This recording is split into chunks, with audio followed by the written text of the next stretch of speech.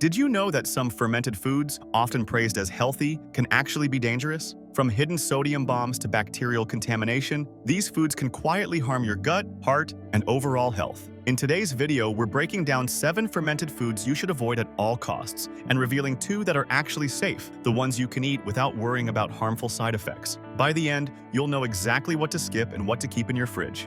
7. Kombucha. You see them everywhere now. Whole Foods, Target, even gas stations. Those trendy glass bottles filled with fizzy, colorful liquid that promises to fix your gut, boost your energy, and detox your entire system. Kombucha, the drink that went from hippie health stores to mainstream obsession in less than a decade.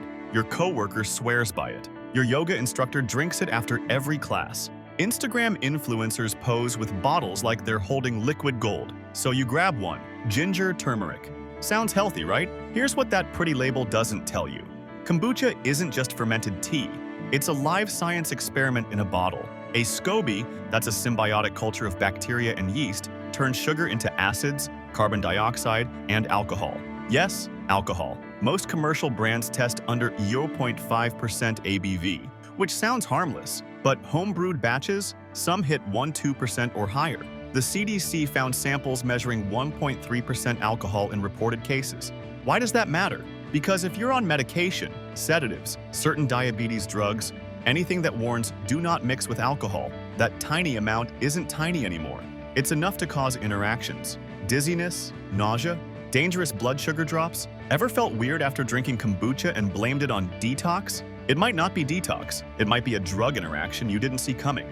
But alcohol isn't the only problem. Kombucha is sold raw and alive. That's the marketing hook. Live probiotics. But live also means unpredictable. If the batch wasn't acidified properly, stored too warm, or contaminated during production, pathogenic bacteria and yeast can grow.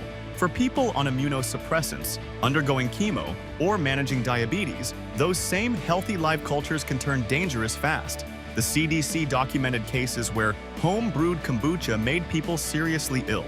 Opportunistic pathogens like Candida showed up in contaminated batches. For someone with a weakened immune system, that can lead to systemic infections that require hospitalization.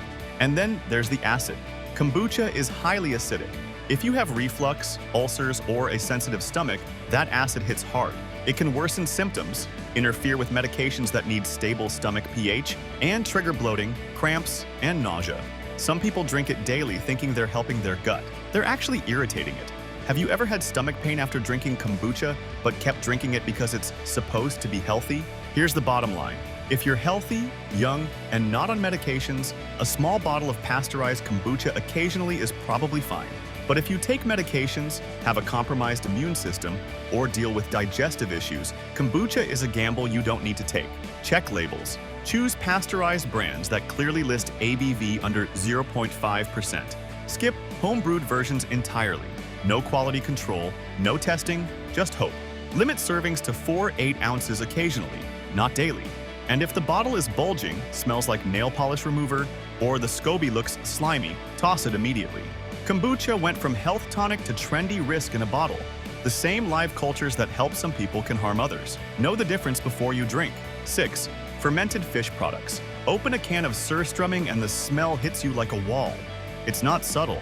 It's not pleasant. It's fermented herring that's been sitting in brine for months, and it smells exactly like you'd expect. But surströmming isn't alone.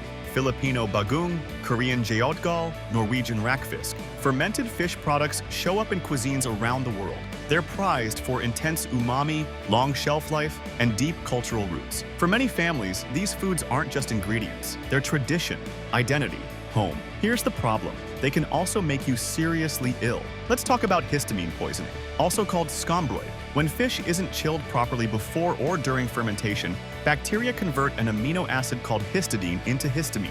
That histamine is heat stable. Cooking won't destroy it. Canning won't remove it. Once it's there, it's there. Eat contaminated fish and within minutes to a few hours, you develop symptoms that feel like an allergic reaction but aren't. Flushing, headache, heart palpitations, dizziness, nausea. Your heart races, your face turns red, you feel like something is very wrong. That's histamine toxicity, and you can't see it, smell it, or taste it before it happens. Food safety testing has found fermented fish products with histamine levels well above 200 million becquerels, the level regulators consider hazardous. Some traditional products regularly test between 50 to 80 becquerels depending on processing. Isolated bad batches go much higher. If you're on heart medications or have cardiovascular issues, even moderate histamine can provoke dangerous reactions. Rapid heartbeat, blood pressure swings, chest tightness. Ever felt your heart race after eating fermented fish and thought it was just the spice? Now add salt to the equation. Fermented fish is preserved in brine. It's packed with sodium. A single tablespoon of fish paste can deliver several hundred milligrams of sodium. For someone aiming for 1 to 500 milligrams a day, that's a third of your daily limit in one tiny spoonful. Use it to flavor rice, soup, or stir-fry, and you've quietly blown through your sodium target before dinner even starts. Do that regularly and your blood pressure climbs. Your antihypertensive meds can't keep up. Your kidneys work overtime. The cultural significance is real. These foods connect families to heritage, to recipes passed down for generations. But safety has to come first. If you have heart disease, kidney problems, or take medications that interact with histamine, fermented fish should move to the rare or never column. If you must use it for cultural reasons, buy only from reputable commercial brands with clear cold chain records. Use a teaspoon as flavoring, not a side dish. Never eat home fermented fish unless you can verify it was kept cold from the moment it was caught. Any off smell, bulging container, or unusual color, don't risk it. Throw it out. Which fermented fish product do you love? Would you give it up for a week to keep someone you care about safe? Fermented fish packs umami and danger in equal measure. Respect the tradition. Don't ignore the science. 5. Unpasteurized dairy kefir and raw milk ferments. The bottle says live cultures. It says probiotic rich. It says traditionally fermented. It sits in the fancy section of the health food store next to the organic kale and sprouted grain bread. It costs 3 times more than regular kefir. You buy it because it looks pure, natural, healthy, better. Here's what that label doesn't say. If it's made from raw, unpasteurized milk, it can also carry Listeria, Salmonella, E. coli, and Campylobacter, bacteria that can hospitalize you or worse. The marketing makes raw sound superior. Unprocessed, the way nature intended. Packed with enzymes and beneficial bacteria. What they don't mention is that nature also intended for milk to spoil quickly and carry pathogens that can kill you. Pasteurization was invented for a reason. Here's the truth most people don't understand. Fermentation does not sterilize milk. Yes, it lowers pH. Yes, it creates beneficial bacteria, but it does not reliably kill dangerous pathogens. Listeria is the biggest concern because it can survive and even grow in cold, acidic environments, exactly the conditions inside a bottle of raw milk kefir sitting in your fridge. The CDC and FDA are blunt about this. Raw milk and raw milk products are high risk for anyone over 65, pregnant women, young children, and people with weakened immune systems. The data backs it up. Outbreak investigations show that unpasteurized dairy causes a disproportionate number of serious foodborne illnesses compared to the tiny percentage of people who actually consume it. In the past 20 years, multiple recalls and regional outbreaks have been traced to raw dairy. Kefir sold at farmers markets, yogurt from small-batch artisanal producers. Even well-meaning operations with clean facilities can't guarantee safety without pasteurization. One bad batch can cause severe illness, fever, vomiting, diarrhea, and in vulnerable people, bloodstream infections or meningitis. Have you ever bought kefir because the label said raw and assumed that made it healthier? Here's what makes this frustrating. Most commercial kefir brands already do it the safe way. They pasteurize the milk first, then add live cultures afterward. You still get probiotics, you still get fermentation, but you don't get the pathogens. When you buy raw milk kefir, you're gambling that every single step from cow to bottle was handled perfectly. One slip in temperature control, one contaminated surface, one moment where the cold chain broke, and you're drinking bacteria that can put you in the hospital. The label won't tell you if the batch is contaminated. You can't see it, you can't smell it, you can't taste it. You just drink it and hope nothing goes wrong. Do you buy raw kefir because you think it's healthier? What would it take to convince you to switch to pasteurized? If you're buying fermented dairy, check the label for pasteurized or made from pasteurized milk. If it says raw or unpasteurized, treat it as high risk unless your doctor specifically says it's safe for you. Store it cold. Respect expiration dates. And toss any container that's bulging, smells off, or shows separation. If someone develops fever, stomach issues, or confusion after drinking raw dairy, get medical help immediately and save the product for testing. Fermented doesn't mean sterile. Raw milk kefir might look like a health upgrade, but it can carry microbes nastier than anything in a gas station sandwich. 4.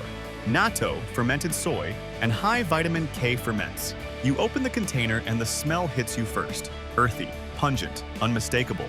Then you see it, sticky, stringy, fermented soybeans clinging to your chopsticks like edible spider webs. Natto. You either love it or you can't get past the first bite. For people who grew up eating it, natto is comfort food, breakfast staple, cultural identity. It's packed with protein, vitamin K2, and nattokinase, nutrients that support bone health and cardiovascular function. Health blogs call it a superfood. But if you're on warfarin, Coumadin, or similar blood thinners, that same superfood can quietly sabotage your medication and put you at risk for life-threatening blood clots. Here's how it works. Warfarin prevents clots by blocking vitamin K's role in blood coagulation. Your doctor adjusts your dose based on blood tests, INR levels, that measure how well the drug is working. The system only works if your vitamin K intake stays consistent day to day. Eat a sudden large dose of vitamin K, like a serving of natto, and you reverse warfarin's effect. Your blood clots more easily. Your stroke or heart attack risk spikes. Natto isn't just high in vitamin K, it's absurdly high. A single small serving, 40 to 50 grams, can deliver several hundred micrograms of vitamin K, far more than spinach, kale, or any other common food. One meal can undo days of careful medication management. Cardiologists tell warfarin patients to avoid natto entirely or introduce it only under close medical supervision with frequent INR monitoring. It's not a suggestion, it's a safety warning. Have you ever eaten natto without realizing it could interfere with your blood thinner? Here's where it gets complicated. If you grew up eating natto, if it's part of your cultural diet, giving it up feels like losing part of your identity. Food is tradition, memory, comfort, but medication safety has to come first. The good news, if your doctor switches you to a newer blood thinner, a DOAC like apixaban or rivaroxaban, vitamin K interactions are much less of an issue. But on warfarin, natto is a hard no unless your doctor gives you a specific, carefully monitored plan. A woman once told me her father loved natto, ate it every morning for 60 years. Then he had a stroke and was put on warfarin. His cardiologist said no more natto. He was devastated. Not because of the health risk, he understood that, but because it felt like losing a piece of home. They found a compromise. His doctor allowed a small, consistent amount, half a serving, twice a week, with INR checks every 2 weeks to adjust his dose. It wasn't perfect, but it was safer than eating it daily without monitoring. Do you have a family member on warfarin who loves natto? How did you handle that conversation? If you're on warfarin, list natto on your medication form and ask your prescriber before eating it. If you want to add it for cultural or taste reasons, your doctor may allow small, consistent amounts with regular blood tests. Never introduce natto suddenly or eat it in varying amounts. Consistency is everything when you're on blood thinners. For people not on anticoagulants, natto can be a healthy addition in small servings. Just watch sodium and texture, especially if swallowing is an issue. Natto is a nutritional powerhouse that can turn into a medical hazard overnight if you don't know what medications you're taking. That's not scare tactics, that's pharmacology meeting food. If you're finding this helpful, hit subscribe so you don't miss our next video. We expose hidden food traps every week to help you eat smarter. Now back to the list. 3. Kimchi. You open the fridge and there it is. That jar of kimchi you bought because everyone says it's healthy. Probiotics, gut health, weight loss. The internet swears by it. Korean restaurants serve it as a side with every meal. Health influencers post kimchi bowls on Instagram with captions about healing your microbiome. So you've been eating it every day, on rice, in eggs, straight from the jar as a snack. Here's what nobody told you. That single cup you just ate, you're done with sodium for the day, before lunch even started. Kimchi relies on salt to draw water from cabbage and suppress bad bacteria during fermentation. That's how it develops its signature crunch and stays shelf-stable. But that salt adds up faster than you think. 1 cup of kimchi can pack 400 to 750 milligrams of sodium depending on the brand and recipe. For someone aiming for 1,500 milligrams day, the target for anyone managing blood pressure, that's a third to half your limit in a single side dish. Most people don't measure kimchi. They pile it on. 2 cups on rice, another half cup in a stir fry. Before you know it, you've eaten 1,000 plus mgs of sodium and your blood pressure meds are fighting a losing battle. Do that regularly and the consequences show up in your next doctor's appointment. Higher blood pressure, Swollen ankles. Your doctor asks if you've been eating salty foods. You say no. After all, kimchi is vegetables. It's fermented. It's supposed to be healthy. Have you ever checked the sodium content on your favorite kimchi brand? Most people haven't. But sodium isn't the only problem. Kimchi is lacto-fermented, which means it's alive with bacteria and yeast. Some of those microbes can produce histamine, especially if hygiene wasn't perfect during production or storage temperatures fluctuated. High histamine kimchi can trigger scombroid-like reactions: flushing, headache, rapid heartbeat, nausea, dizziness. Food safety surveys have found elevated histamine in retail kimchi samples across multiple regions. Not every jar, but enough to matter. For people on certain heart or allergy medications, or those with histamine sensitivity, even moderate levels can cause symptoms. Then there's contamination risk. Fermented foods are live products. Their safety depends on consistent acidification, clean handling, and proper refrigeration. Public health reports have flagged kimchi for food safety issues when it's prepared or stored improperly. Bacterial overgrowth, E. coli, salmonella. Yeast overgrowth that makes it smell like solvent. Poor cold chain management that lets dangerous microbes take over. Several recalls have traced contamination back to kimchi sold at grocery stores and restaurants. The product looked fine, tasted fine, but lab testing found pathogens that could make people sick. A cafe owner in Seattle told me she stopped serving kimchi after 3 customers complained of stomach issues in the same week. She had the jar tested, E. coli. The supplier's cold chain had failed during shipping. The kimchi sat warm for hours before it reached her. By the time she opened it, it was contaminated. She had no way of knowing until people got sick. Do you eat kimchi as a side dish or use it as a seasoning? There's a big difference. Think of kimchi like hot sauce. A tablespoon adds flavor. A cup overwhelms everything. Your sodium, your histamine tolerance, your gut's ability to handle that much fermentation at once. If you love kimchi, keep eating it, but treat it like a condiment, not a vegetable serving. 2 tablespoons on the side of your plate. A small spoonful mixed into fried rice. That's flavor without the sodium bomb. Buy from trusted brands with clear expiration dates and proper refrigeration. If it smells off, looks slimy, or the jar is bulging, throw it out immediately. And if you are a senior with high blood pressure, heart meds, or histamine sensitivity, check with your doctor before making kimchi a daily habit. Kimchi can be healthy. It can also quietly sabotage your health if you're not paying attention. 2 fermented dry cured meats: salami, chorizo, pepperoni. You're at the deli counter. The salami looks perfect. Deep red, marbled with fat, sliced thin and stacked in neat piles. The sign says artisan, dry cured, traditionally fermented. It costs 3 times more than regular deli meat, so it must be better, right? Here's what that premium price doesn't buy you. Safety from listeria.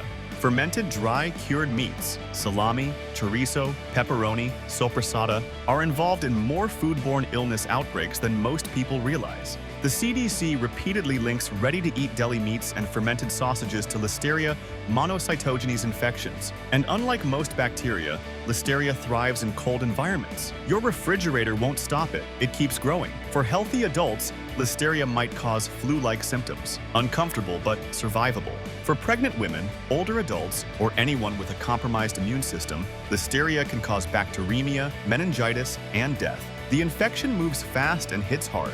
Reheating cured meats until steaming hot kills Listeria. But most people eat salami cold, on sandwiches, on charcuterie boards, straight from the package as a snack.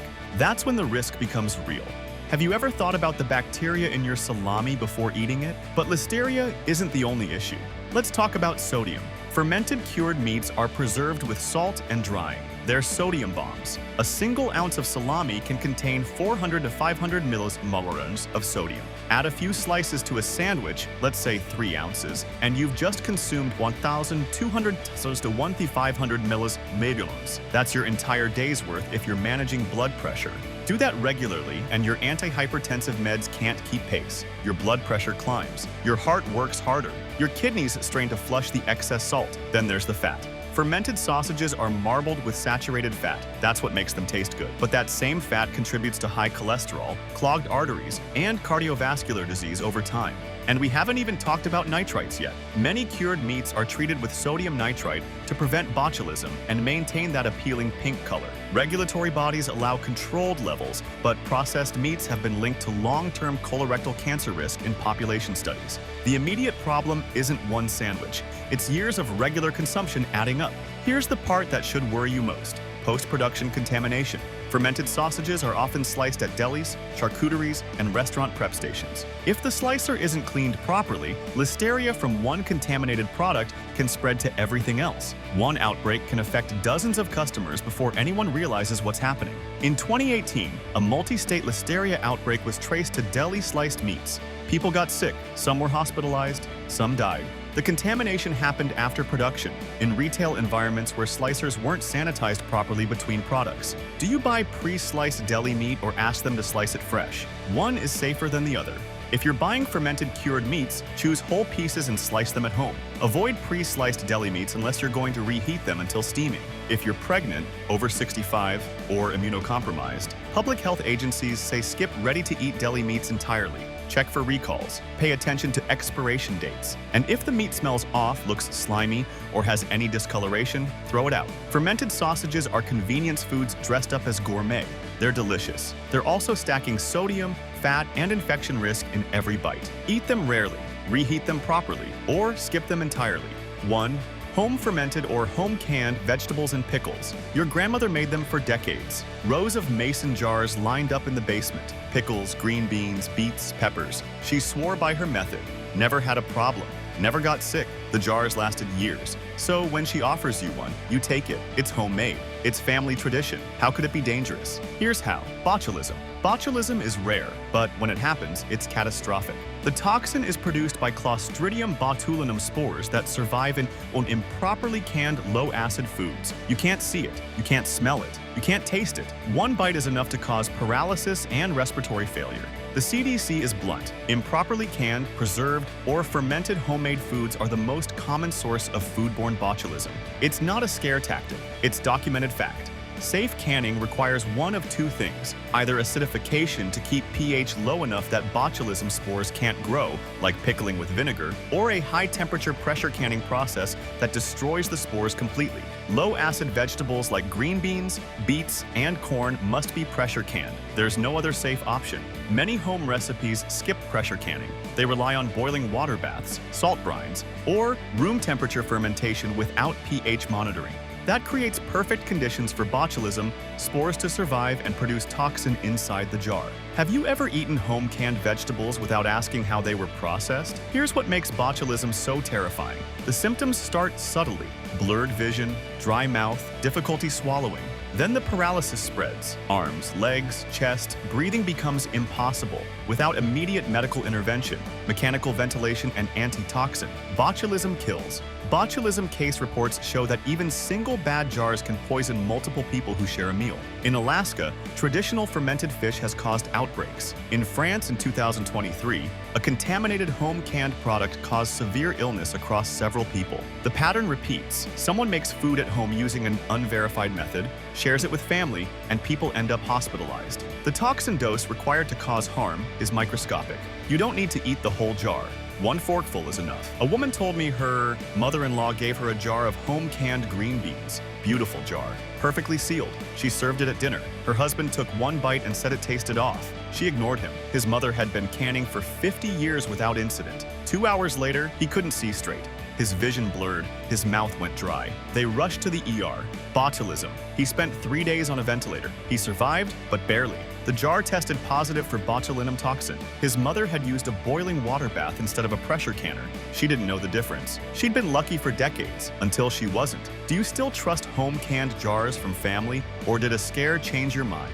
Here are the non-negotiable rules. Never eat home-canned vegetables, pickles, or low-acid ferments unless you know they were processed using tested USDA-approved pressure canning methods. If you don't have the processing log, the recipe source, and confirmation that a pressure canner was used, don't eat it. When in doubt, throw it out. The CDC says it explicitly. You cannot see, smell, or taste botulinum toxin. Don't taste test to check if it's safe. If it looks suspicious, bulging lid, leaking seal, cloudy liquid, off smell, throw it away without opening it. Safe alternatives exist. Buy commercially canned or pickled products from reputable brands. Those are produced under controlled, tested conditions with safety protocols that home kitchens can't match. If you want homemade flavor, buy pasteurized fermented products from trusted local producers with clear labeling and cold chain practices. If you want a can at home, follow USDA or University Extension Service tested recipes exactly. Use a pressure canner for low-acid foods. Monitor pH. Keep detailed logs. Get trained. This isn't optional, it's life or death. A single jar you share at dinner can be the difference between a pleasant meal and a family emergency. Botulism is that unforgiving. For most people, home canned vegetables are the single hardest no on this list. Tradition doesn't trump safety. Love doesn't protect you from toxins. If a jar wasn't processed correctly, don't eat it, period. After walking through hidden alcohol in kombucha, histamine bombs in fermented fish, listeria risks in raw kefir, medication sabotaging vitamin K in natto, sodium overload in kimchi, contaminated deli meats, and the botulism danger of home canned vegetables, you might think fermented foods are just too risky to eat at all. They're not. Some fermented foods are safe, nutritious, and actually deliver the probiotic benefits without the dangerous side effects. Let's talk about the 2 fermented foods that are worth keeping in your fridge. Safe. Pick 1. Plain pasteurized Greek yogurt. Walk into any grocery store and the yogurt aisle is overwhelming. Dozens of brands, hundreds of flavors, labels screaming probiotic, gut health, live cultures. Most of it is dessert disguised as health food, loaded with sugar, artificial flavors, and thickeners that have nothing to do with actual fermentation. Then there's plain pasteurized Greek yogurt. No added sugar, no fruit chunks soaked in syrup, no natural flavors that aren't natural at all. Just milk, live cultures, and time. This is the fermented food that actually works. Here's why it's safe. Commercial Greek yogurt starts with pasteurized milk. That step kills dangerous pathogens like listeria, salmonella, and E. coli before fermentation even begins. Then controlled, tested bacterial cultures are added back. You get the probiotics. You get the fermentation. You don't get the pathogens. The CDC and FDA are clear. Pasteurized dairy is the safer choice for everyone, especially people over 65, pregnant women, and anyone with a compromised immune system. Greek yogurt delivers live cultures without the risks of raw milk kefir or unpasteurized ferments. Nutritionally, it's a powerhouse. A typical 5 to 6 oz serving of non-fat plain Greek yogurt delivers 15 to 20 grams of protein, roughly 80 to 100 calories, and 50 to 100 milliliters sodium depending on the brand. That protein helps preserve muscle mass, supports appetite control, and keeps you full longer. The low sodium makes it safe for people managing blood pressure. The probiotics in yogurt are backed by actual research. Studies show that regular consumption can reduce infection risk, support digestive health, and improve gut microbiome diversity. Unlike kombucha or raw kefir, where the bacterial content is unpredictable, Greek yogurt uses standardized strains that have been tested for safety and effectiveness. Which plain yogurt brand do you trust? And how do you make it taste good without adding sugar? Here's how to buy and serve it safely. Pick plain, unsweetened varieties. Check the label for live and active cultures and confirm it's made from pasteurized milk.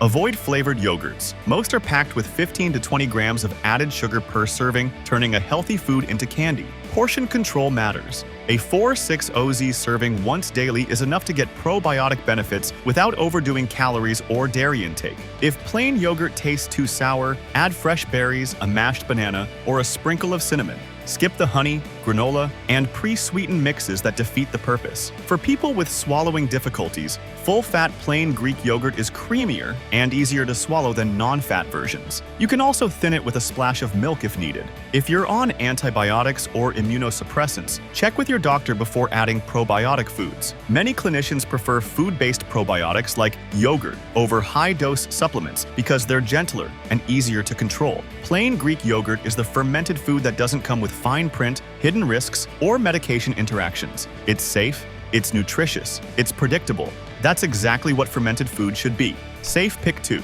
Cooked tempeh. Tempeh doesn't get the hype that kombucha or kimchi gets. It's not trendy. It doesn't have a celebrity endorsement, but it's one of the safest, most nutritious fermented foods you can eat, as long as you cook it properly. Tempeh is a fermented soybean cake made with rhizopus mold cultures. The fermentation process breaks down soy's natural compounds, making the protein easier to digest and increasing nutrient availability. Unlike natto, tempeh has much lower vitamin K levels, so it's usually safe for people on blood thinners. Unlike raw kefir, tempeh is meant to be cooked before eating. which eliminates most microbiological risks. Here's what makes tempeh different. It's sold as a raw product, but everyone knows you're supposed to cook it. That cooking step, pan frying, steaming, baking, grilling, kills unwanted microbes while preserving the nutritional benefits fermentation created. You get fermented food advantages without raw food risks. Nutritionally, tempeh delivers. Per 100 grams, it provides roughly 18 to 20 grams of protein, 190-200 calories, and very low sodium unless it's pre-marinated.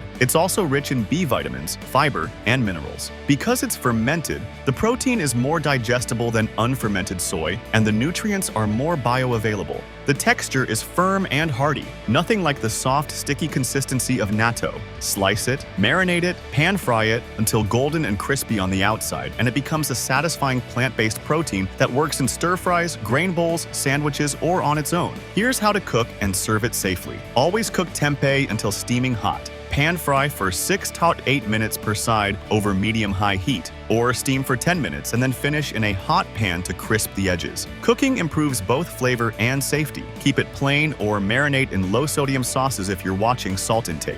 Avoid pre-marinated supermarket tempeh. Those products can pack 400-600 ml sodium per serving, turning a healthy food into a sodium bomb. A 3-4 oz serving of cooked tempeh provides roughly 12 to 15 grams of plant-based protein, a solid contribution to any meal. Pair it with steamed vegetables and a gentle grain like quinoa or brown rice for balanced nutrition and easy digestion. Because tempeh's vitamin K content is much lower than natto, it's usually acceptable for people on warfarin. But always check with your doctor first, especially if you're eating it regularly. Consistency matters when you're on blood thinners. Tempeh is proof that fermented foods don't have to be risky, unpredictable, or loaded with sodium. Cook it properly, keep sodium low, and you've got a safe, nutritious fermented food that actually delivers on its promises. And there you have it. 7 fermented foods hiding behind healthy labels while carrying hidden dangers. Alcohol in kombucha, histamine in fermented fish, listeria in raw kefir, vitamin K overload in natto, sodium bombs in kimchi, contamination in cured meats, and botulism risk in home-canned vegetables. And 2 fermented foods that prove you can still enjoy probiotics without gambling with your health. Look, fermented foods aren't the enemy, but most of the ones filling grocery store shelves are counting on you not to read labels, not to ask questions, and not to realize that traditional or probiotic-rich doesn't automatically mean safe. They're betting on nostalgia, cultural identity, and health trends to keep you buying products that can quietly harm you. Small choices make a massive difference. Read ingredient lists before you buy. Check for pasteurization on dairy products. Avoid home-fermented or home-canned items unless you're absolutely certain about safety protocols. And if you're on medications, especially blood thinners, blood pressure meds, or immunosuppressants, always check with your doctor before adding fermented foods to your routine. The truth is, most fermented foods come with trade-offs. High sodium, unpredictable bacterial content, medication interactions, contamination risks from poor handling. These aren't scare tactics. They're facts backed by CDC reports, food safety data, and clinical guidance that most people never see because the marketing is too good. If this opened your eyes, hit subscribe and turn on notifications. We're exposing more hidden food traps, from cooking oils to breakfast cereals, all designed to help you eat smarter without spending hours researching every product. Drop a comment. Which fermented food are you giving up for good? And which one shocked you the most? Thanks for watching. Stay sharp, eat smart, and keep rising above the marketing.